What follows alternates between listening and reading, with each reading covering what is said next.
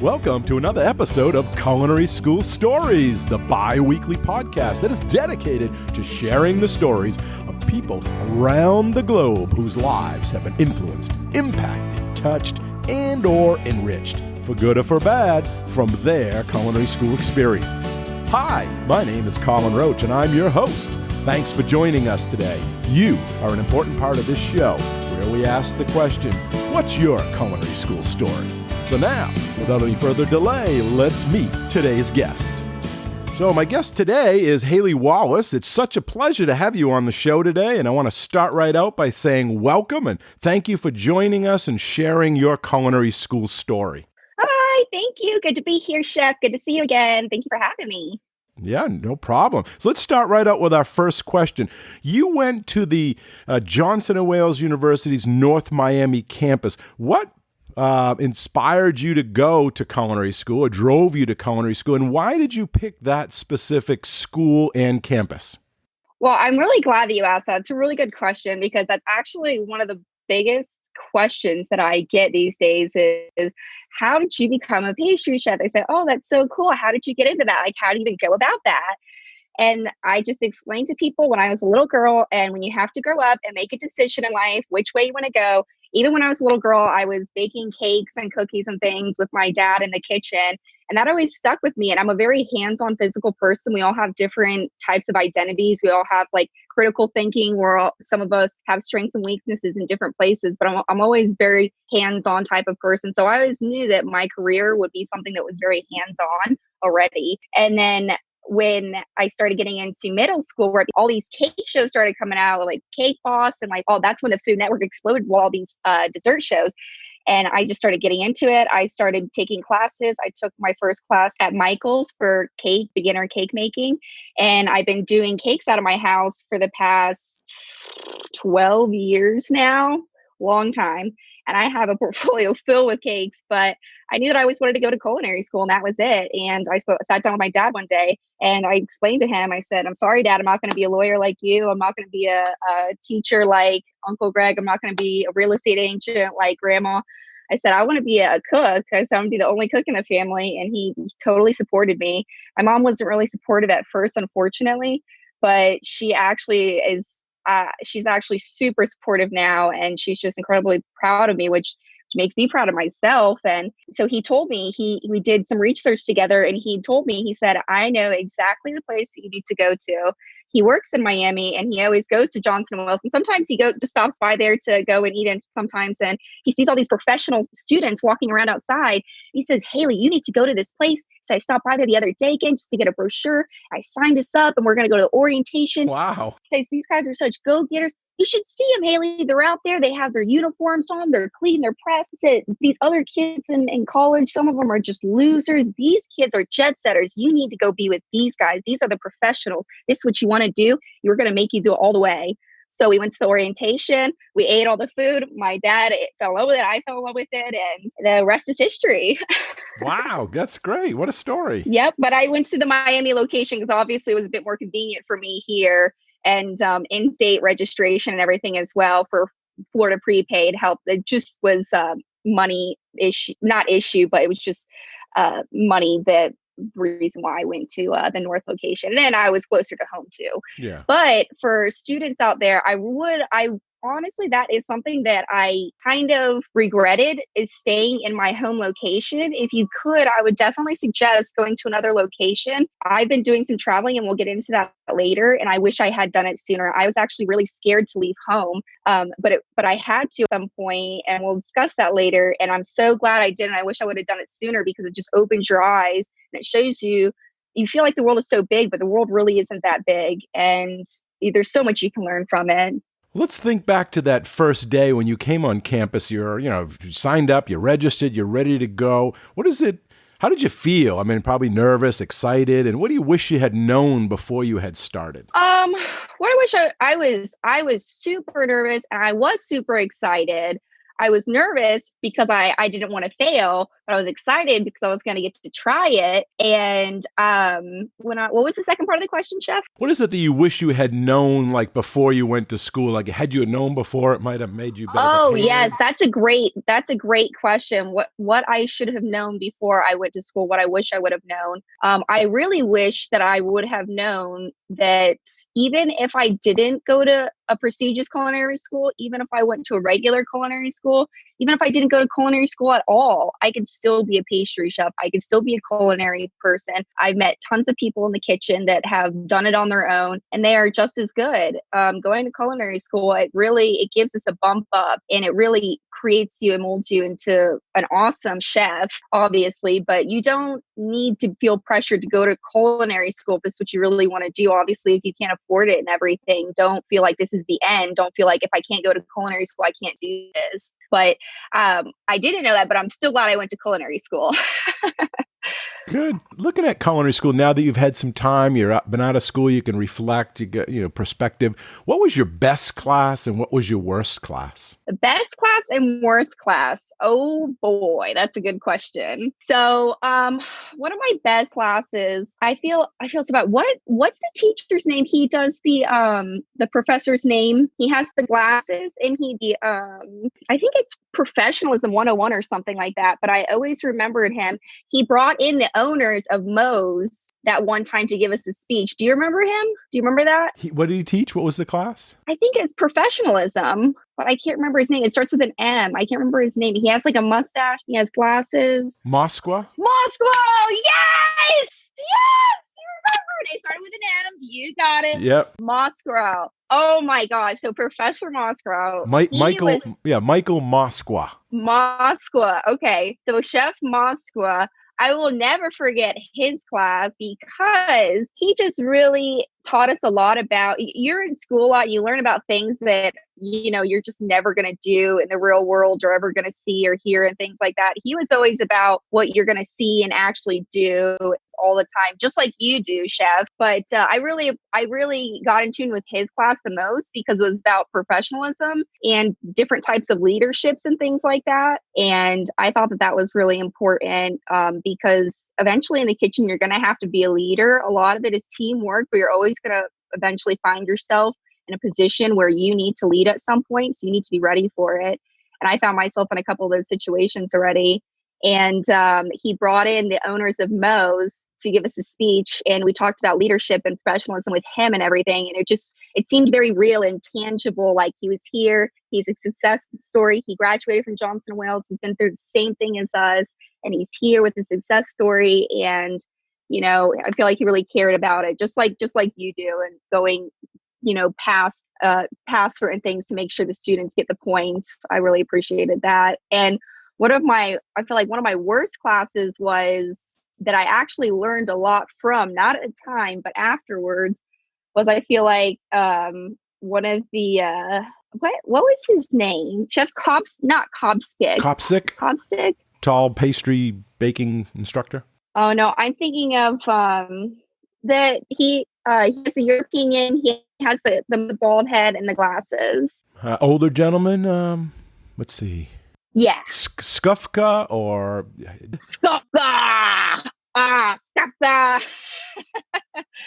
Okay, so one of my, a more unfortunate class that I didn't do so well in was in Chef Skufka's class. I did take viennoiserie with him.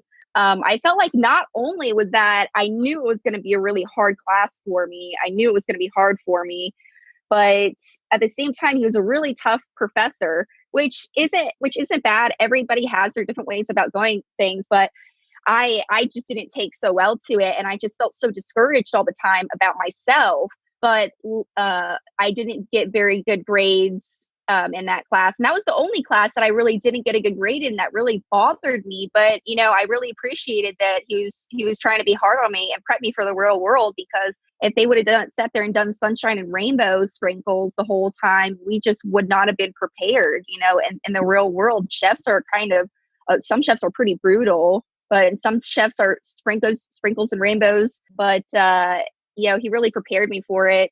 And I really appreciate that. I didn't at the time, but I'm like, wow, he's just trying to push me and make me realize things that I wasn't at the time. And I really appreciated that though. And honestly, in the end, it's not about the grade, it's what you learned out of it. It's more important. So even though I didn't get a good grade, I learned most from it. How about that?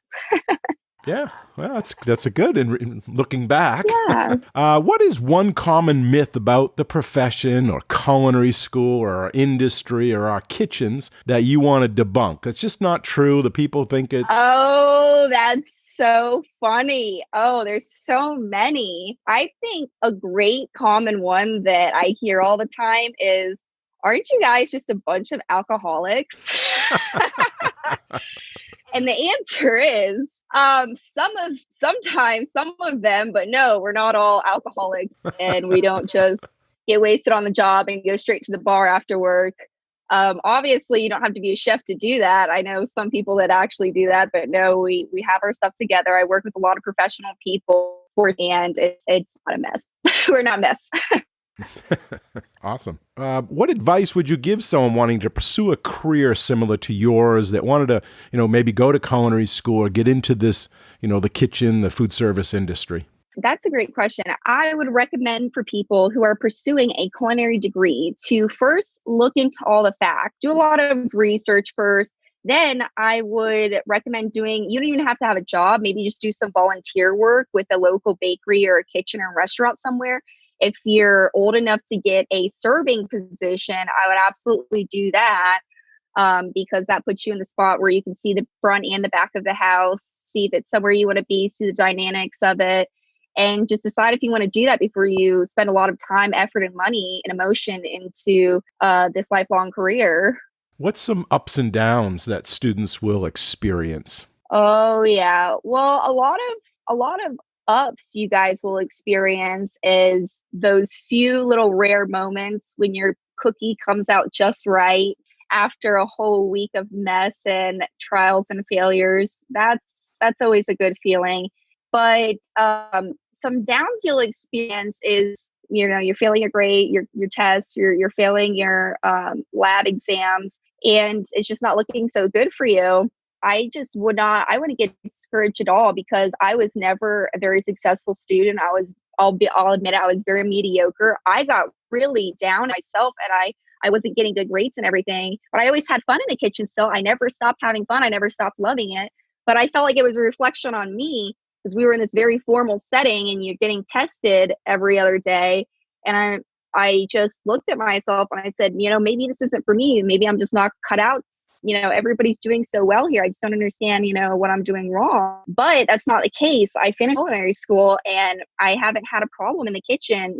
I feel like it's just sometimes people aren't good with academic things. That's all. I don't feel like I'm good with academic settings, but it's definitely a down, and I would not put yourself down about it. I would just keep going, get your degree, and get out there and just prove what you can do. So you think that culinary school, or did you find it harder than you thought it was going to be when you first started? Oh, absolutely. Absolutely. I thought it was going to be so easy. I'm like, oh, we're going to go in here. We're going to be baking all day. We're going to be eating like stuff all the time. We're going to be dining and, having a little class where you set up and put down stuff. But it's very strict. It's very regimented, and it's great because that's the way we need to be. But it's not what I expected at all. I didn't expect it to be that way, but I'm glad that it was. It really prepared me for the real world and professionalism. But I thought it was a lot harder than I thought it was going to be. Absolutely. With the classes and everything, you have to take nutrition classes, you have to take food and beverage management classes, you have to know the math and the professionalism, everything. There's a lot that goes into it. Sure. What about the industry? Now that you got out and they trained you in culinary school and you pastry and you're out there taking your first or second job, one, do you think you were prepared for what was out there? And two, what was the good and the bad about being out there? Is there anything shocking to you? Like, wow, I wasn't prepared for this. Yeah, absolutely. It was quite a shock, honestly. So I had gotten my first internship job. You have to get an internship in order to complete your degree from Johnson and Wales. My first internship was at the Four Seasons in West Palm Beach. And I had gotten my first job there as an intern, but I thought I was going to be doing pastry, and they said, "Oh, well, this is a program here. We have you for baking and pastry." I said, "Okay, cool. I get to learn both." So the first 2 months of my actual career, I was a midnight baker from 12 at night to 9 o'clock in the morning. Wow. And I got my first taste of the real kitchen at that point when on Thanksgiving, I had to sleep all day. I couldn't party with the family because I had to work that night and that morning. On Christmas and New Year's, on New Year's, it was especially realizing because I went to go type in my punch in my key, clocking in. And it's like 3, 2, 1. Everybody's excited and partying. Woo, it's midnight. I'm like, I'm clocking in. Everybody's doing a toast and they're like, all right, let's go out and party. Everybody leaves the kitchen. I'm totally by myself on New Year's night. You're starting work. I'm like just starting work. I just woke up. I'm like, this is crazy. But I'm so glad that I got the experience to do that. But then after 2 months of that 3-month internship, I did 1 month of pastry. And I learned a lot from it. And on this subject, I really would recommend students. I did my internship here in my hometown. I really would recommend students to go to another state, even another country if you can. This is the best time to go to another country, and not right now because of the COVID thing, but go to another country, do your internship, learn about the world, learn about different cultural cuisines. That is a huge thing that you're going to be expected to know in the future is culture in the cuisines, not just but how, like where it's from, how to use it, things like that. And it really will open up your mind to things. I did it here in my hometown and I don't regret it, but I just really would recommend other students to look into going further with their career. It'll take you further. It really will. Good. And were you accepted when you went into the industry being a culinary grad? Was there any pushback like, oh, you went to school or hard knocks or being a female as opposed to a male or is anything like that? Oh, well, it's you mentioned that because when I got into Four Seasons, I was an intern there, so that wasn't my technical first job. I actually right after that I went and started riding breakers, and it's a 5-star resort. So there was never any pushback there, but I have definitely worked in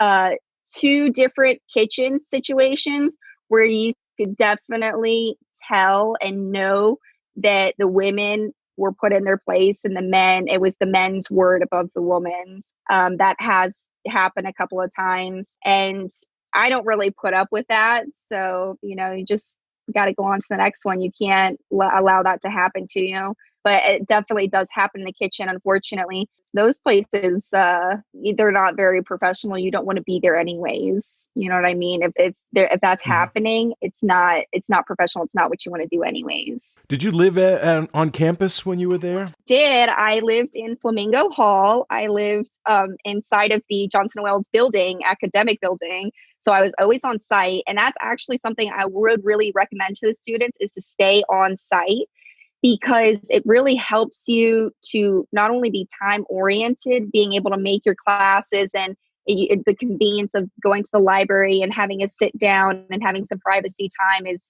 right down the hall. It's also it's also financially, I feel like a little bit better. I don't know, my situation, I had a lot of friends who did live off property. They had to have a job to pay for that.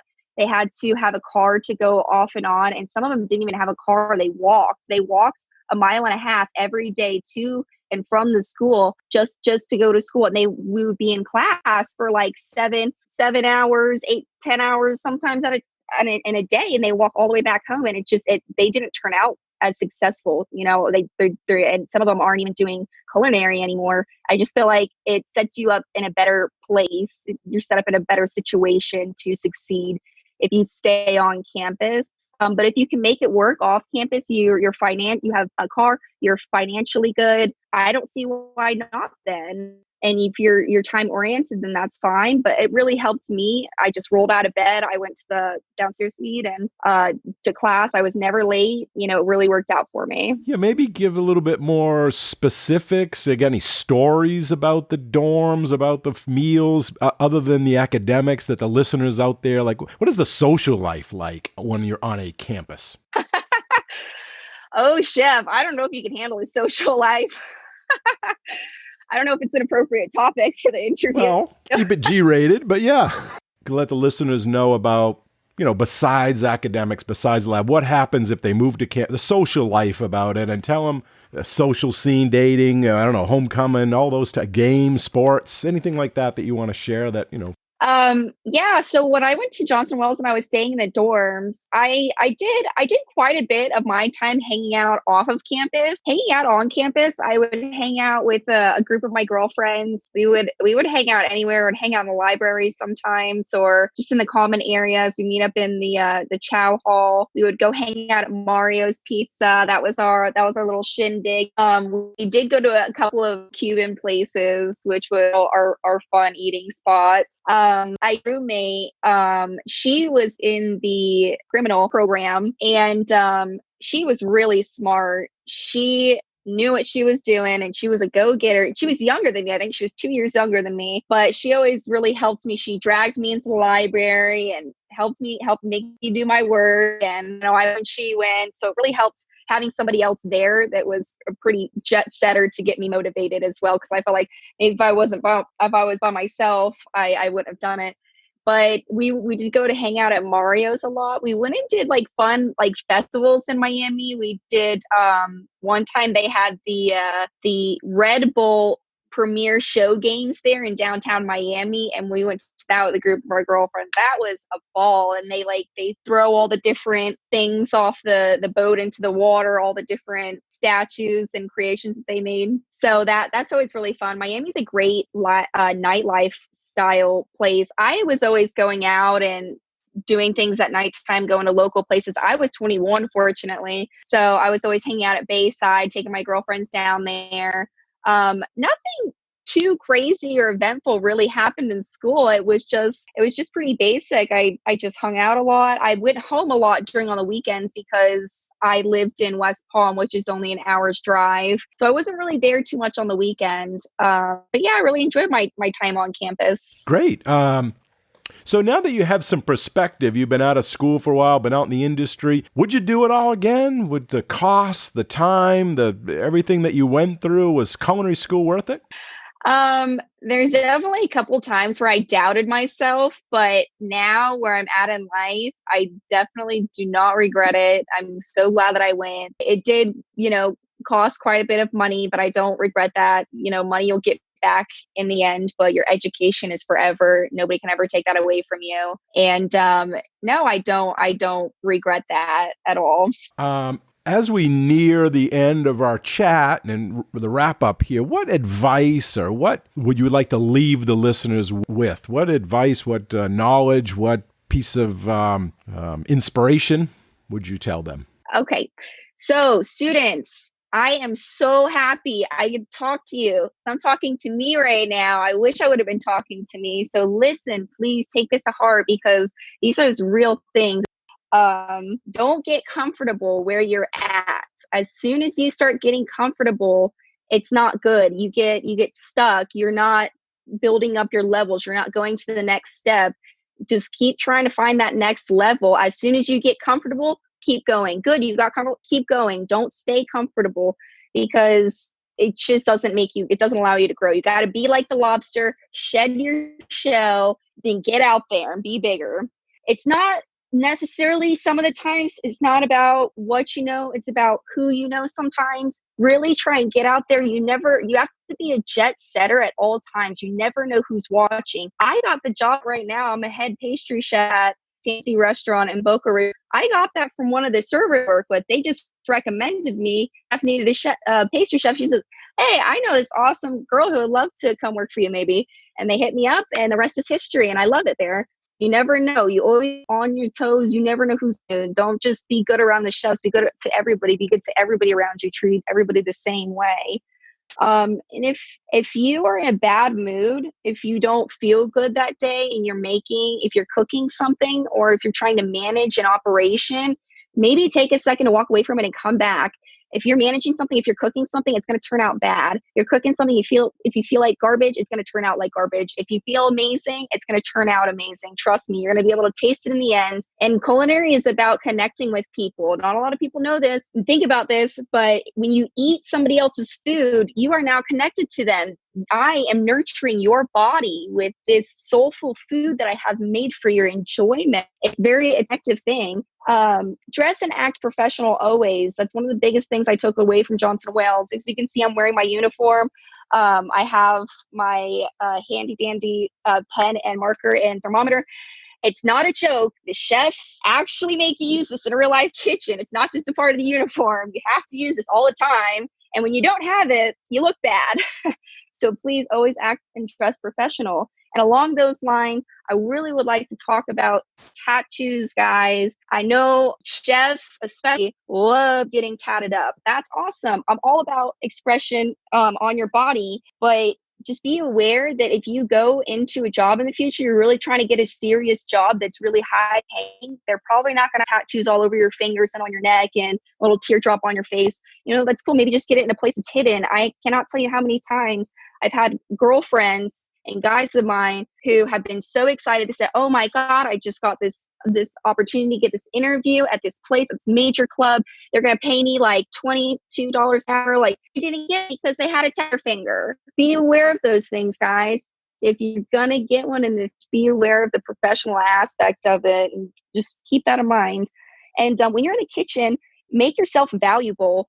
Put your strengths out there. And if you have a weakness, if you make something and it turns out bad and you're just mortified about it, you never want to make it again, keep making it. It will turn out better.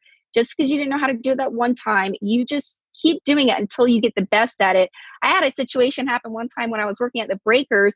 I fudged up and underbaked 22 gigantic deep dish key lime pies that we made in an 80-quart mixer, and it took an hour for 2 people to produce, and I fudged it up. And you know what? You know who did key lime pies for the rest of the year? This girl right here, because I got good at it. And I said, no, what? I messed up that one time. I'm going to be so good at it. I'm going to be the go key lime 2 girl. Okay. And I really was. And they're like, hey, you know, Halie, she'll figure it out.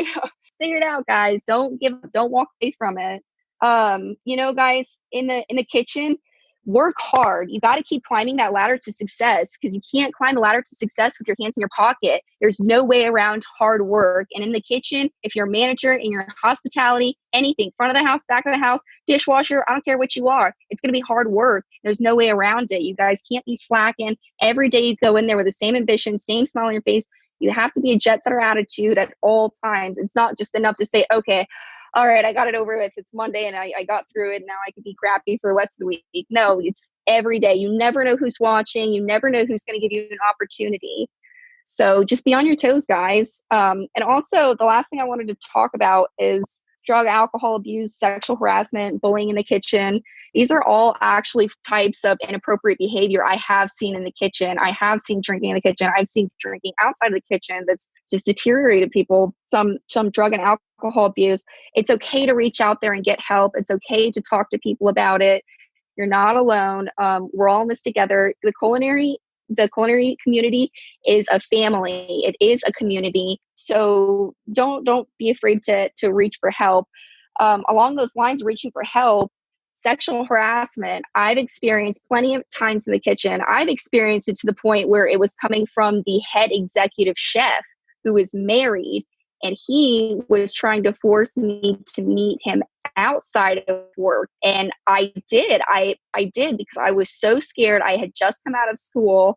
I didn't know what to think or what to say. I didn't want to tell anybody. He's the executive chef. He's got a family. This looks so bad on me. I would be so embarrassed. And job offered to come work at a club. I was gone for 3 months. I came back and he was fired, and things worked out in the end because they found out, I guess, he was doing it to other people. But listen, if somebody is getting sexually harassed, there was other people there that saw this happening, and they allowed it to happen because they were scared of saying something too. And it was wrong of me to not say anything about it, because when I had gotten back to the place, they had told me a whole bunch of these girls were getting harassed, and I probably could have saved them from all this inappropriate behavior myself. So in a way, I feel guilty that I didn't say anything. But at the same time, you know, people saw what was going on, just say something and just don't do it. If you're in a manager type situation, if you're in the back of the house, the front of the house, it's bad and not bad. If you have to wait until everybody walks out of the room for you to say something to this one person because in your mind it's inappropriate, You shouldn't be saying it. Keep it professional. And bullying is just not accepted. I've seen people ostracize. It hasn't happened to me, thank God, but people have ostracized other people in the kitchen due to race and gender and things like that, and self-identification. And it's totally inappropriate. I totally stuck up for those people, and it didn't happen anymore. But you really need to come together as a community and stick up for each other. That's not right. Nobody wants to come into work and work that way. And even in school, no bullying, nothing like that, guys. Just keep it professional, keep to yourselves, and everything's going to be awesome. Yeah, and if it's happening to one, it's probably happening to more than one, like you mentioned with this harassment from the chef. So you can just assume they're probably doing it. Exactly. And exactly. You have to think about more than yourself. It's more than yourself. If it's happening to you, it's happening to somebody else. So get out there and say something. It's a real thing. I just want people to know, because when I was in school, we had briefly talked about it. We had briefly mentioned the chapter. You know what I mean? Do it. It happens. But if you see it, say it. It actually does happen in the kitchen. Don't be scared. Really just tell the boss. Because in the end, it's just the right thing to do. You're doing wrong by other people as well if you don't. Where did this chef want to meet you? Like at a restaurant, a club, or something? Yes, he would say things like he would catch me when I was by myself. I would work the restaurant line I think it would start from when the restaurants opened at 5:00, the nighttime restaurants, from 5:00 on. I would get into work at 3. I would prep for 2 hours in the kitchen. I would take all my stuff upstairs to the restaurants, the dessert line, where I'm totally by myself, in this room by myself. And he would come and find me, and he would tell me oh, hey, you want to go hang out, blah, blah, blah. And I'm like, no, I just really don't feel comfortable. Or I would make up an excuse saying, oh, I'm doing something. He's like, oh, well, how about the next day? And I'm like, no, I'm doing something. He's like, oh, well, you're just a flake, whatever. I guess you don't care about this place. And he would just be being very, he was involving my career with it. He's like, oh, well, I guess you just don't, care about family here. And, he was just making it very personal for me and my career and everything. And I had just started there. I just came out of culinary school. Not right out of culinary school. I wasn't at the Breakers, but I was just so embarrassed, and I didn't know how to handle it, but I should have said something to the head executive chef. And when I did leave for that period of time, I was so scared to go to my corporate executive pastry chef and tell him that I wanted to leave for 3 months and come back because I got a seasonal job. And I went straight to the culinary executive chef, and he had found me in the kitchen by myself and just reamed me out saying, how dare you go behind my back and talk to the other chef about you leaving? Yeah, you were never good anyways, and saying personal things to bring me down.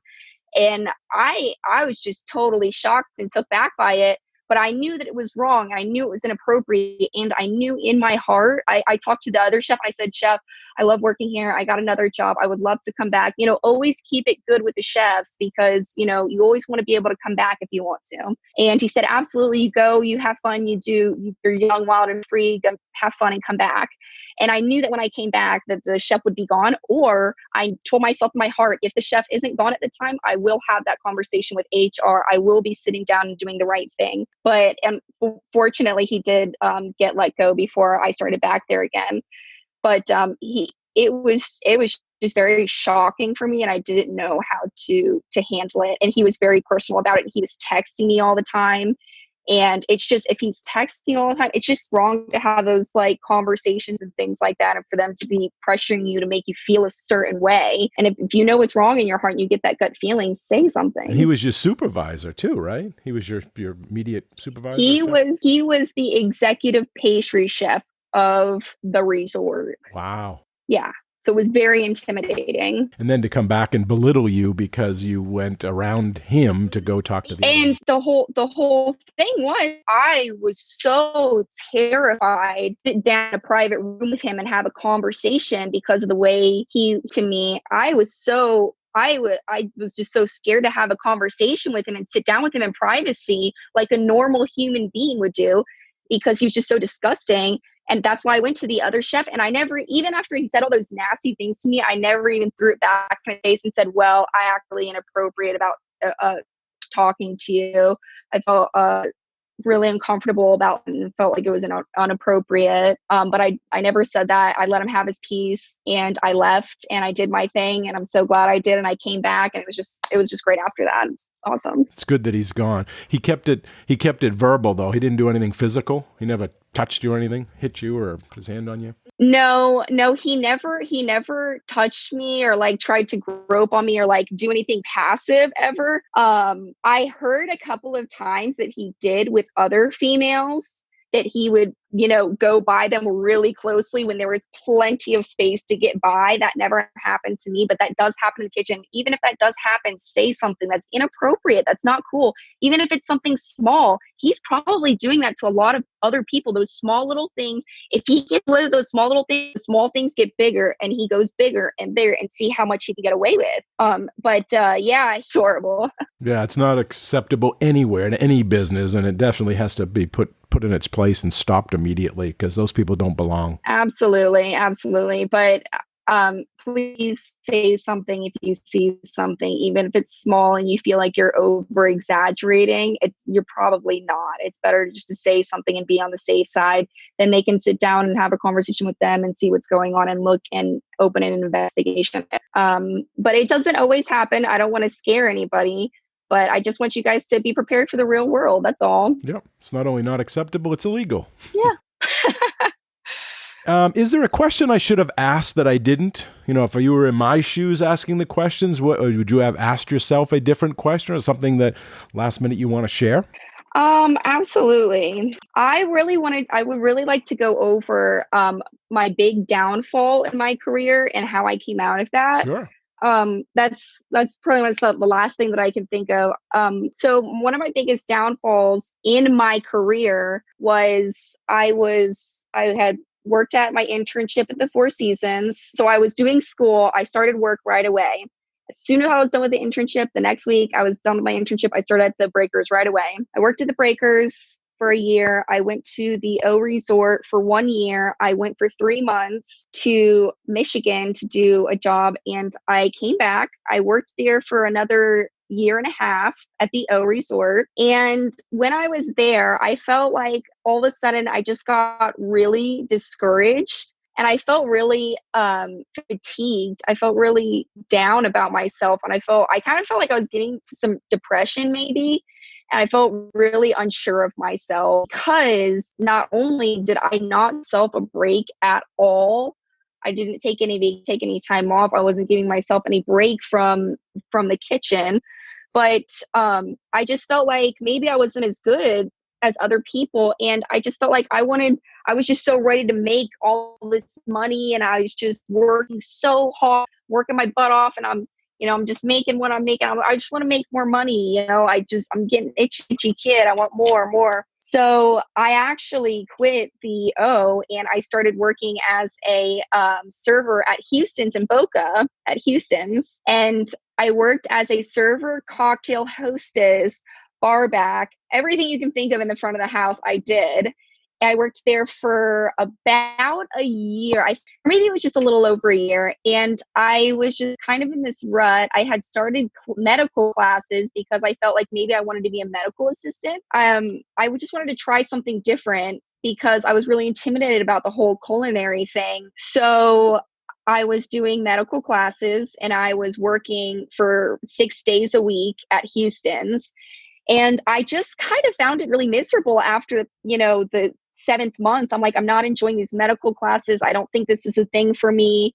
I kind of just wanted to be serving so I could make good money and have set hours, go in and leave on the set hours, and just make good money and not have to worry about my product, anybody running out of cookies, things like that. So I just didn't want the whole worry. So I was there kind of in limbo doing my thing, trying to figure it out. And I just felt like when I get that opportunity, when I see it, when I know it, I'll know whenever it's time to make the move. So one day I was hanging out at home.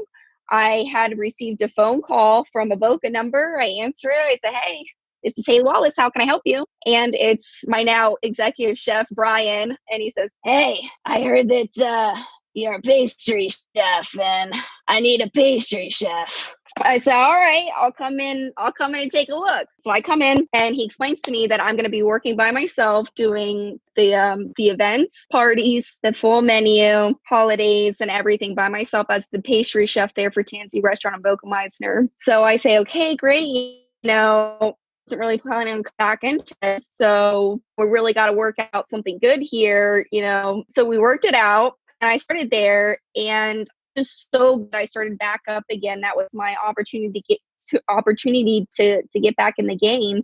And I've just been so happy with it ever since. And I felt like I finally found a place where I can do my own thing and I can do somebody else's thing and I can learn from all these people and help all these other people. So now I have all this responsibility in the restaurant as of now. I'm covering the sous chef's days off. I'm working the expo line. I work the salad line. I work my dessert line. I do anything they need me to do. And I'm really glad that I got that second choice because it really opened up my eyes. And I feel like if I didn't get that second choice, I don't know where I would be now. But I was definitely on a steeping down path, and it wasn't looking good for me. And I wasn't very happy with myself and what I was doing. And finally, I had an opportunity come to me. And even if you don't have that opportunity come to you, I feel like just don't give up. Just don't give up. So just keep going. Whatever you want to do, please make your goals realize and achieve them. You will get there. Sometimes you got to get re-inspired. You have to do something that brings that creativity back. Exactly. I just felt so depleted. I was working all the time and there was all these amazing people around me, but I'm finally in a place now where I found my niche. I'm like, I got it. Like, they come to me, they ask me to do all of the corporate specials for iPick. They say, "Hey, we need to involve M&Ms, make a dessert with M&Ms, make a dessert with M&Ms." And it goes out to all the iPicks in America. It's a really cool job that I have now. They use me all the time. And yeah, just don't give up, guys. Even if you're feeling burnt out in the kitchen, maybe just take a break and step back and see if that's something that, you want to keep pursuing. But I would not keep killing yourself in the kitchen if that's what's going on. So what's next for you? What's next for Chef Halie Wallace? Oh man, that's a good question. Well, I had just gotten back from South Dakota in December. That was just a couple of months ago. That was a blast. I've never been hunting before then. I've never even been to the West before then. I went to Mount Rushmore. I went to stay in Deadwood down there. It was really beautiful. And the same thing as in Michigan and there. I got the opportunity. I was called forth to do this opportunity because people heard about me. They pay for everything. They pay for my flight out there. They pay for my bed, my food, my transportation, my everything. You just go and work and have an awesome time and learn a whole bunch of stuff and get paid. And so I just got back from that. I was back at TNC before the whole coronavirus started, but I will be going back there. And for the next step, I just have to wait and see what that is, because I'm always willing to accept an opportunity to do something totally different. I'm always doing something totally different than what I did before. And I just want to keep going on that route, because I was in hotels, clubs, restaurants, catering, personal hotel clubs. I was just kind of doing it all. And I like to keep that rhythm, because as soon as I get comfortable, I'm going to need to get going. That's it. Like, I need to keep moving on. And I don't just go and do the same thing. So you're just going to do the same thing. Go and do something totally different and see what's out there and see, oh my God, this is what I like doing. I never knew I would like working in a single restaurant.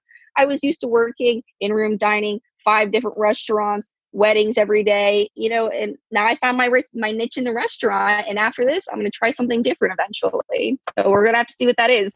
Well, that's just about all the time we have for this episode. And I want to first thank you, Halie Wallace, for coming on the show today and sharing your culinary school story with all of us. We really appreciate your time, your insights, and your honesty. Oh, thank you so much, Chef. It was so good to see you again. I really hope that you guys take this to heart. A lot of the things that the professors say are going to happen. Some of the things they say won't happen. You need to be prepared and keep your eyes open. be a jet setter at all times. You never know who's watching. Always dress, be professional in yourself, and always follow your heart. And I hope that I wish you guys great fortune and success in the future. Good luck. Okay, thanks again. I really enjoyed our chat. Bye now. See you, Chef. Thanks. And a big thanks and appreciation also goes out to all of you, the listeners. We hope you enjoy the show and this episode. You all are a big part of this show, so please let us know what you think. Your comments are always welcome, and they help us in making the best show possible. You can email them to culinaryschoolstories@gmail.com. That's culinaryschoolstories@gmail.com. Or even leave us a voicemail at area code 207-835-1275. That's area code 207-835-1275. And if you like the show, we have a big ask of all of you, and that is to share the podcast with everyone you know and to give us a positive rating and review on Apple Podcasts. Okay, until our next Culinary School Story, take care and be well. Bye-bye. Culinary School Stories is a proud member of the Food Media Network.